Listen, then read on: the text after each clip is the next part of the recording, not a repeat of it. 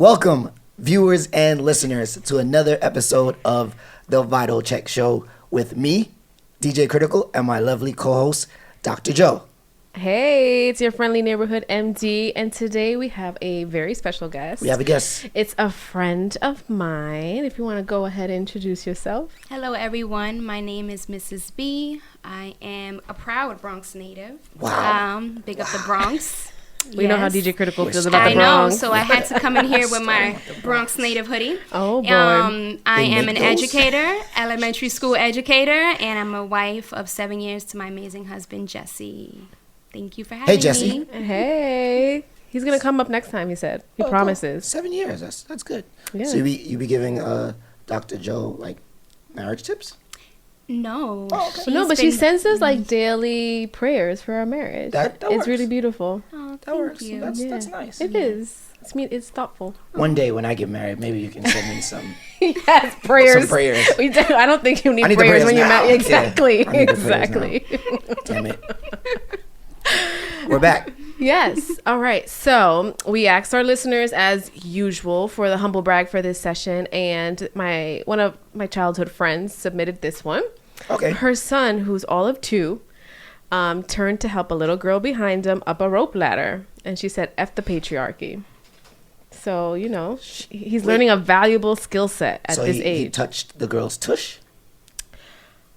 Well, I guess you're part of the patriarchy, I guess. I don't know. I'm not sure like 2 how. years old. Okay. I mean, he assisted her, but I think just the thought that, yeah, being helpful at to it. It starts there. Exactly. When I was a young buck, I was helping and I was, thoughtful, and now I'm growing into the helpful, thoughtful man that I am. Oh, yes, the chivalrous Very, gentleman that very. you are.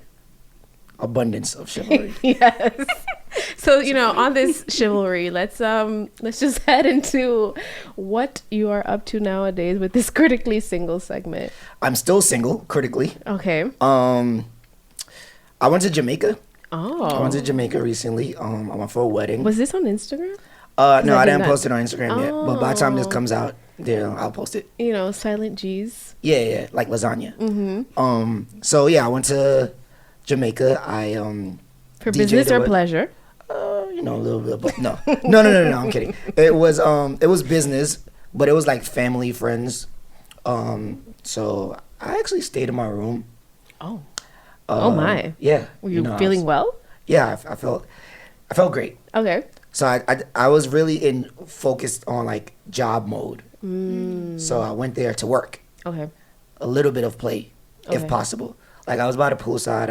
I tanned my back a little bit. Oh my. Yeah. Did you put so sunscreen? I did. Excellent. Twice. I'm so glad. Yes. Was Dark it- skinned people Can burn. can burn. Absolutely. Yes. Even all the vitamin D is good. Pause. But we still need sunblock. Exactly. Right. Good job. I'm proud of you. Thank you. Although it's supposed to be every 2 hours, so depend how long you were on the beach. It was like cloudy at times, so the sun rays are still there. Yeah. Well, no, I put it on twice, but it wasn't 2 hours. Okay. So there was this one girl, woman, female, whichever Gal. one should I use, Gallus. and she was cool. But I wanted to say that at this current state of me being single, Okay. I am content Oh. with Good. the person that I'm dating. Oh. New Oh developments. my. Yeah. Okay, so we're gonna So have to do I- the litmus test. Yeah, you so I know? wasn't really out there looking for it. I mean, there was one girl that was like, I would have said something to her, Okay. but I was like, I like what I got back home. yes, I do. Oh my listeners, Yes. this is a pivotal moment. No, things are changing. Yeah. Oh gosh. Oh, Was this man. episode 8? No, we're at 9. We're at 9. Wow. This is 9. So 9 episodes, and I'm getting it. It's coming. Let's just hope you don't do something that ruins it. I hope so. I hope not. Okay. Yeah. Interesting. All right. Well, we are going to transition into something that is not so happy. So, as many of you know, there was a pretty bad tragedy in Texas, and our thoughts and our prayers are with those afflicted in pain and, and going through the emotions. I think all of us are kind of just feeling it, especially those who have lost family members. But there was, and it's also the end of the school year. So I think that was also, they were 2 days away from, their last day of school. So I think the last several years, not even I think, it's been rough for the last 2-3 years. So there was this Instagram post that kind of inspired this whole conversation today. And it's, again, reflecting on what happened in Texas. So it goes like this. It was from Joshua Potash. It says, to ask teachers to be on the front line of mass shootings, the front line of a pandemic, and the front line of the struggle against inequality, all while underpaying them and systematically underfunding the education system, is both cruel and a recipe for societal collapse. I agree. Me too. 100%. And 1,000%. we brought in Mrs. B because she is a educator and a cultivator of young minds. A cultivator of young minds. That she is. And but she's from the Bronx, though. She is from the Bronx. Absolutely. I don't think it's a but. That's a lot of minds to cultivate. It is. That needs cultivation. I mean, I think everywhere. No, especially in the Bronx. Oh, yeah. I mean, yeah. Everywhere. We're going to keep it at everywhere. Okay. Everywhere. But, she invited us to do a career panel. Nice. So we spoke to her students, and it was refreshing because I think I, at least, am at the point of my career where I don't feel joy. Mm-hmm. And it was nice to see someone excited for me. For you. Right. So these kids were just like bright-eyed, bushy-tail, like, oh my gosh, you're a doctor. Yeah. And like, doctor. And I look like them, right? But I think one of the issues, I also work in the Bronx, right, is that the kids aren't coming to school. And I think that's one of the reasons why, like, I've been feeling this way. Because there's just a lot of issues out there. What are some of the reasons why they're not coming to school? Is it because they're parents, or they're on the streets, or bullying, or? I think it's just too many layers to peel back, and one of them is just the pandemic messed everything up, right? Like, you're used to being remote in the comfort of your home, and now you have to going back, right? Deal with all these issues in person. Like, it's been a rough transition, right? Like, you didn't have to really see the bullying in person. You didn't have to take the transportation that's like messed up. Right. But I pulled up this article, and feel free to jump in, Mrs. B, that said by the year's end, 37% of the students in kindergarten through 12th grade are expected to be considered chronically absent. So that means you've missed 10%, or about 18 days of the school year. So I'm seeing kids in the 50s and 60s, like it's nothing. I saw a kid with 155 days of absences. But then it's not safe, though. Like, as far as, like, because we're still in a pandemic, and now there's like monkeypox and stuff going around. There is monkeypox. You have to be really. So I don't blame them for not going. Ooh, I mean, listen. Well, are they making this decision themselves, or is like their parents just not sending them? I think Mrs. B. So I can chime ahead. in. As an elementary school educator, the majority of the students depend on their parents to bring them to school, or a family member. Right. So if a child is in kindergarten and, say, for example, their parents oversleep, they don't come to school. They may not be able to come to school. Whereas I have students in the 5th grade that they walk to school, and they walk home from school. And oftentimes they'll tell me, oh, I woke up late. So we try to emphasize to the children that as long as you come to school, better late than not sure at all. Correct. But I feel like a lot of it is sometimes, for whatever reason, the parents are unable to bring them to school. I think with COVID, I've noticed that even if a student, which I understand if they have like a cold, like a common cold, a lot of parents will keep them home, which, you don't want to spread germs. So there's a lot more reasons why, the children are not in school. Sometimes, I had a student whose parent said they didn't have clean clothes, so they didn't bring them to school. So it's not just one size fits all. You don't know. And sometimes people may not share what they're going through and the reasons why. Why they don't, right? But I've noticed in the past 2 years that the rates have gone, like the percentage of the chronic absenteeism has risen so much. And it's really sad because, as you know, during a pandemic, a lot of kids lost a lot of education. And then even this school year, they're still missing a lot of it, which in my opinion is a 911 like alert, like this is a serious issue, because the kids were already, many of them were already significantly behind grade level. And as you know, if you're not in school, you know, you're not getting the education that you need. So how does the school system or like teachers remedy the absences and like the students being behind? Do like you extend the school year? Do you make like Saturday classes? Is like longer days? Like how do you combat that? How would you think? Yeah. So everything comes down to funding. So to have Saturday Dollar programs, bills. you need funding. We did have like intervention programs. That was new this year because of the pandemic. Last year we were in person and remote. Yeah. It was a mixture of blending or the fully remote. This year it was full force. Everyone is in school every single day. So what they decided to do was to have like these academic intervention programs after school for like an hour, like at least twice a week to try to help. There weren't any Saturday programs. And that was one of the ways that they tried to, you know, help to make up, I guess, that loss that the students had in, you know, their education that they had lost. So, And I think also like there's attendance teachers, and Yes. I go to the main office. I'm like, yo, bro, did you go to this kid's house? Like, I don't understand why this kid has been absent for 90 days. Like, what is being done? And really, I think we're at the point where everyone's just burnt out, right? Like, Yeah. everyone is just trying to It's a lot. It's a survive. lot, Yeah. yeah. Right? Like, you have failing schools. And the thing is, like, what's messed up about this situation is that schools get paid based on kids being present. Right. So every day that a seat is empty, that school is It's losing losing money. funding. Yeah. yes. And that's the messed up part, right? Because who's that being affected, or who's being affected by that? It's students. It's the students in the underprivileged neighborhoods. Yes. Right? The ones that are already having the short end of the stick.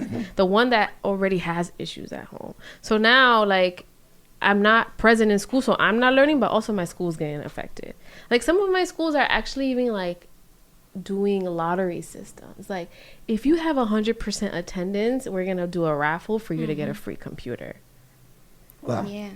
Right? A So lot now, of like, we have to incentivize elementary school kids, right? Because you think, like, oh, middle school, high school, like, you know, you already cutting classes and stuff, but I now don't cut it's- class.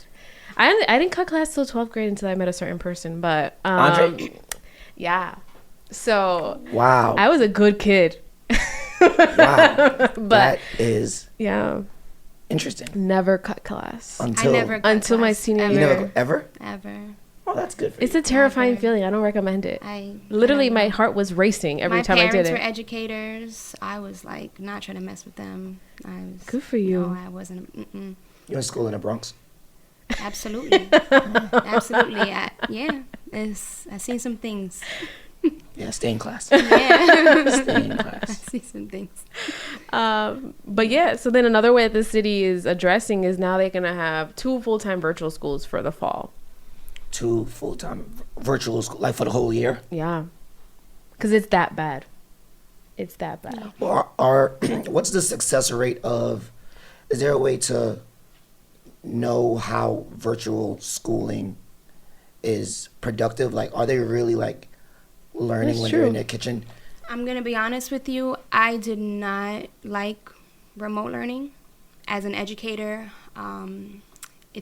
it was mentally exhausting because you know that's not the way that at least elementary school students learn best. Yeah. There were a lot of inequalities with like getting devices Yeah. and technology issues. Mhm. And internet was a big issue. I remember doing like WhatsApp video calls with parents, trying to show them and navigating how to go into the Google Classroom. And I tried Google Classroom myself. Like, that joint is Yeah. hard to navigate. Yeah. There's like so many tabs, and then you have to.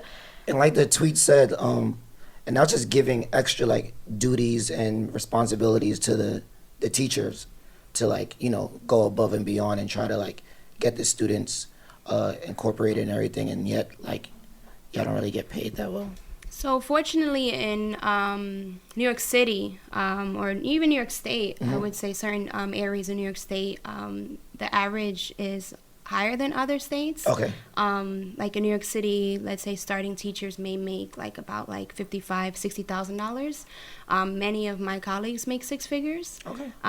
So but also the cost of living is very high. Right. And I know when I went into teaching, I never thought like, oh, I'm going to be a teacher because I want to make this big money. Right. I never thought That's about right. that. You're just doing it for, I like, just you did know, it because the I love, knew the- that's what I was passionate about. Right. I knew that was going to be my life's work. I knew it was going to be my calling, and that's what motivated me, was knowing that I could really make an impact in the lives of students, especially elementary age students. And I think about I think everybody could probably think about like their favorite teacher in elementary school, or maybe a teacher that was not their favorite, a Miss teacher that McBride, third grade. may have. She gave the best Christmas gift though. She gave me a really personalized book that was like Oh? the genre I liked, but she was mean, bro. Yeah, and that for me, I was don't always want. a teacher's pet.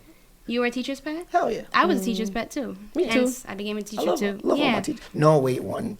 There was this guy named Mr. Ridge, but he was just like a stickler with everybody. It wasn't like he singled me out. But But he expected excellence from yes, you guys. and Yes. it helped me strive and be determined. Yeah. And that's what you get me. And right that's important. I think as teachers, we have the responsibility to kind of almost like ignite that enthusiasm and that passion in our students, and tell them we expect more. I tell my students, I'm like, I know none of you guys are not. How do I say it? I don't expect anyone to be mediocre. I tell them like that. I said, I don't want to be mediocre. I don't come in here to be mediocre, and I don't expect that from you. I have high expectations of you, because I know that you have it in you. Like teachers is like basically like parents, because they spend They're a lot everything of time right now. with your child. Yeah. So I don't have any children of my own, but I've definitely been called mom several times. Oh my gosh. Mom, and I'm looking at you, I'm like, oh, I'm not your mommy, I'm not your mommy, but it's all love, because if you've probably been around teachers, you may hear them say like, oh, my kids. Right, I say that a lot. right. And then I remember talking with someone one time, and I was like, yeah, my kids, I have like 24 of them. And she was looking at me like, what do you? I said, I mean my students. So because you're with the students so long during the day, and you build these bonds, I feel one of the best ways to be an effective teacher is to truly build relationships with your students. That's where it starts. Right. If your students feel like that you respect them, that you care for them, because kids know the real from the not so real. Oh, yeah. They know who's for They are them, honest. and they know who's not for them. Yeah. So if you are truly genuine and warm, loving to the children, but also remind them that at the end of the day, I'm not your friend. Right. I'm not your little friend. I'm not your little friend. I've definitely said that before. Yeah. Or bro. I've had students with bro. I'm like, bro, But I think that's where it starts. Like, you really want to build relationships with students, because that's how they're going to feel safe and comfortable. And then everything else. It trickles down. Yeah, it trickles down. That's Yeah. what's worked for me over the years. And I was like, a principal told me like she had a kindergartner that didn't know how to hold a pencil. Like, that's how messed up Wow. the pandemic has been. Like, kids' fine motor skills are not even being developed because Yeah, you're virtual. Not to talk about like their social skills. Yeah. That's being affected, because these kids out here are bad.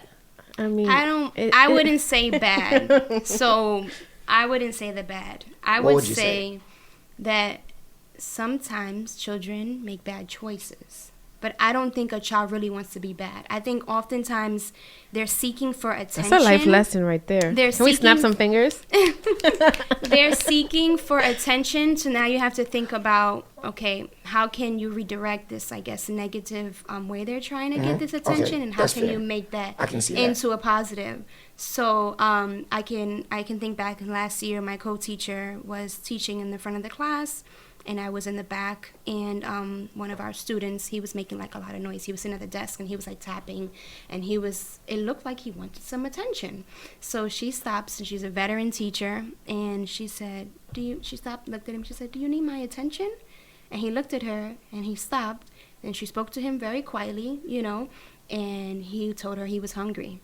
We didn't have snack yet. So that was a reason why he was like kind of acting out a little bit. But then wonder if there's like older people. That's like elementary, so I get that. That's my I wonder experience. if they're like middle school and high school when they're just bad.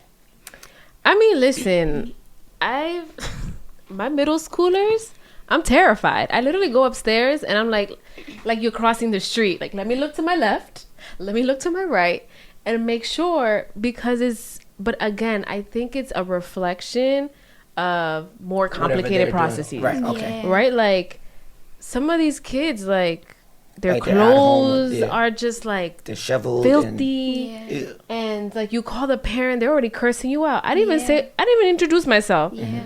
And you're cursing me out, right? So like, it's also in the Bronx.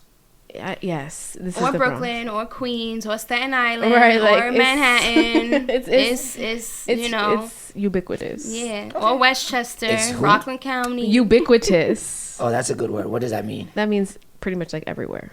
Ubiquitous. Yes. Let me give you the my. legit definition. But yeah. How many letters is in that? Oh, Ubiquitous. hold on. Define ubiquitous. Did you know that word? I've heard of It means before, present, yes. appearing, or found everywhere. Where did you learn that word? I don't know. I pick up words from my friends. So So. She's so smart. She's so smart. Oh gosh. Smart. But anyways, There's a show. Do you know about Abbott Elementary? Absolutely. Yes. I How do you watched feel the about whole that show? season. Is it like was- really a reflection of Absolutely. like? That's awesome. Absolutely. I like and that show. they were asking Quinta this week, Oh, are you going to to do put an a episode about the yeah. shooting? And she shut it down. Yeah. Right? Like, we're already consumed by this, right? It's on our television screens. Like, the world does not need reminding about our lax gun Right. laws. All right. But one of the cool things about the career panel is that these kids were quizzing me. So one particular classroom, and they're like, "So do you practice the 7 habits?" I'm like, "What?" Like, what is? And Highly effective people. I didn't know that. What? I have no idea. So I guess it's a book I need to. Yeah, but you're highly effective anyway, so you don't. I don't know about highly effective. Okay, I I'm was pretty just trying sure to I shoot have you some bail. adult ADHD. I think I have that too, Oh, it's miserable. amongst other things. Oh, I mean, we're also kind of hypochondriacs, but Yeah, that too. And I also found out that my friend kind of like WebMD'd diagnosed me as monogamous deficient. Oh my goodness. Like, I've never that's heard a of legit. that before. Let me Google this. no, it's not. She just put 2 words together. She just put 2 words together. Oh, God. But like she says, I just have difficulty in like my attention to one person. Like I'm easily strayed with like something else. Like I can be here and then I'll see something and I'm like, oh, that. Yeah, that's me. But it's like with dating. Oh. So while you're on a date, you're always you're distracted by seeing someone else? I wouldn't say always, Oh, but we'll yeah. save that for the next We episode. can't do absolutes. Okay. Oh, Yes. interesting. Okay. But 7 going habits. back, the 7 habits. So yeah, so I didn't know these 7 habits. So I had to look up because they were posted in the front of the classroom. So the first one was habit 1 is be proactive. That's a good one. Number 2, and I think this one's like really important, at least for me, because my career has been a lot of delayed gratification. Habit 2 is begin with the end in mind. Number 3, put things first. Things like what? First So things prioritize and achieve your most important Okay. goals instead of constantly reacting to urgencies. I think habit 3 is something we can work on for you. Yeah. Habit 4, think win-win. Habit 5, seek first to understand, then to be understood. And that one was, It's a good one. that's a a good really good one. It's very important. Number 6 was synergize. So when this 5th grader was like, so how do you synergize with your coworkers? I'm like, what? That's awesome. That makes me so happy. Yeah, I was like, how do you know this word? Like, I that's didn't learn that until awesome. chemistry. Synergize, yeah. Synergize. And then habit 7, sharpen the saw. And I asked them for clarification because I wasn't sure what that meant. And they're like, how do you pretty much do self-care? How do you make sure that you're That well? you're good. Yeah. Is this a new? I've heard of them. but I think this is like a revamped, refreshed version. 'Cause Oh.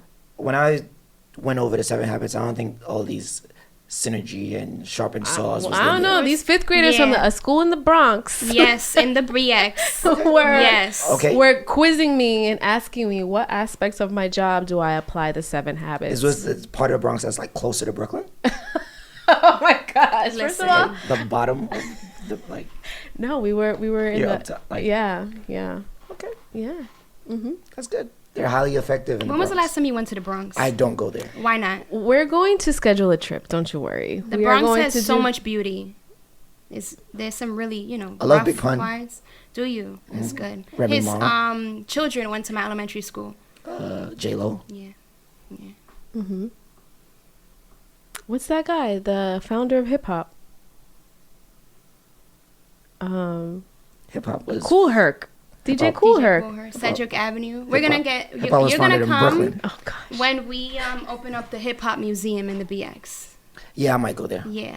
All right. That's gonna be legendary. I might So travel stay there. tuned for that. Yes. Yeah. I might try that. Gosh. Speaking of quizzing you, Oh my. so we found out that my voice is not like this all the time. For those of you, I mean, I get Yeah, multiple All y'all need to texts. relax. All right, it's just my voice. Is his voice really like this? Just I was deal like, with it. guys, like my last text, I'm like, yes, unfortunately. Like I don't not know. unfortunate. What else you want me to tell you? Like I can't change the man's voice. So yeah, I went to the what do they call it? ENT? Yes.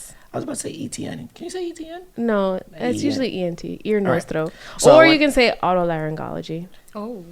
I don't know if I can ENT. pronounce that. Yes. So I went to the ENT doctor, and she numbed my throat. Pause. And she put a camera down there, and she recorded everything. And we seen that there's something on my vocal cord that's preventing me from sounding. Less raspier. Yeah. Yeah. So So what's the plan? Like, do we have to put you on medical leave?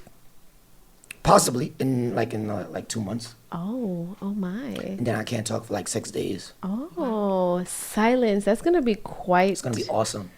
a journey for you. I'm gonna have I planned it out already. I'm gonna have flashcards, and then I'm just gonna be like this, this, Oh my. just head signals, and Okay.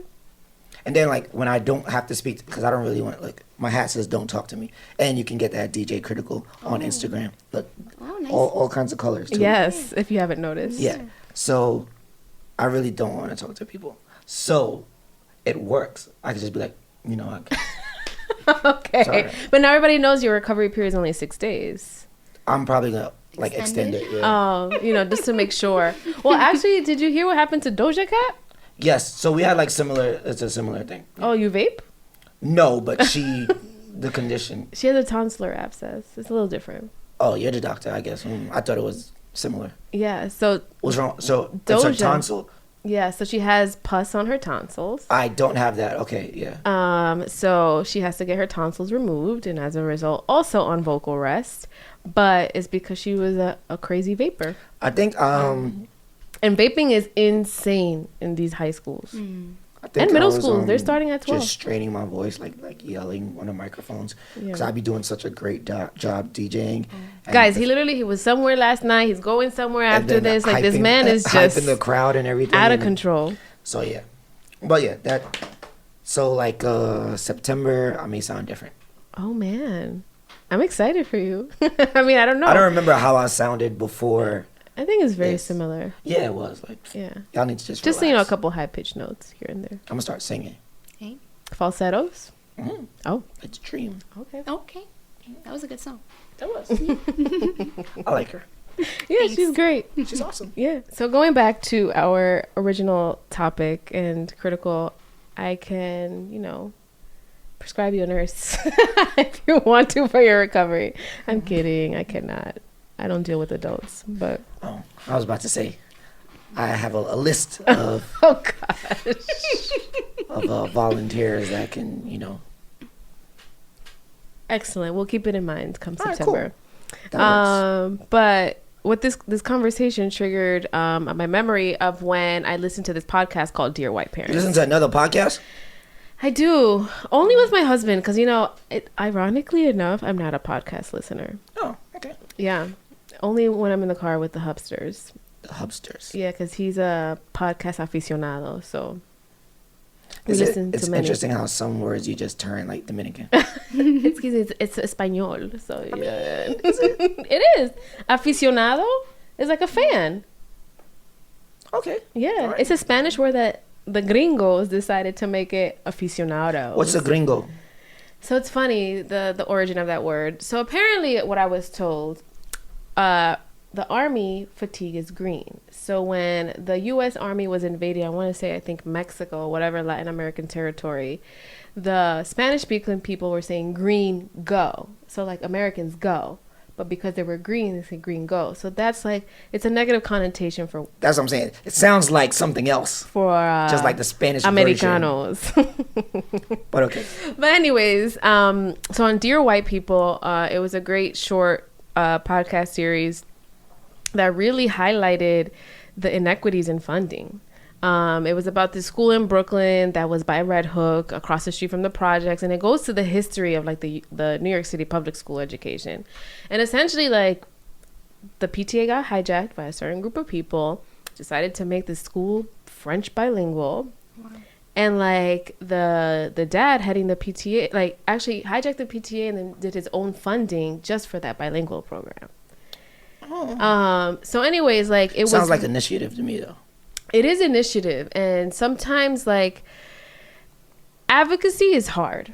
It's a skill that is really hard to cultivate and to teach that to other people who already kind of feel helpless and feel like, right, like what are these political people gonna do for me, right? Mm-hmm. Like I already had to pull myself up by this bootstraps, right? So it's hard to tell people like, hey, if you can organize and do X, Y, and Z, you can get this stuff. Right. And it's also the other important thing is the networking. Like this guy had really rich people. Resources and stuff. Right. Right. Like I think the fundraiser was like at the French Institute. Right. Like. Sounds good.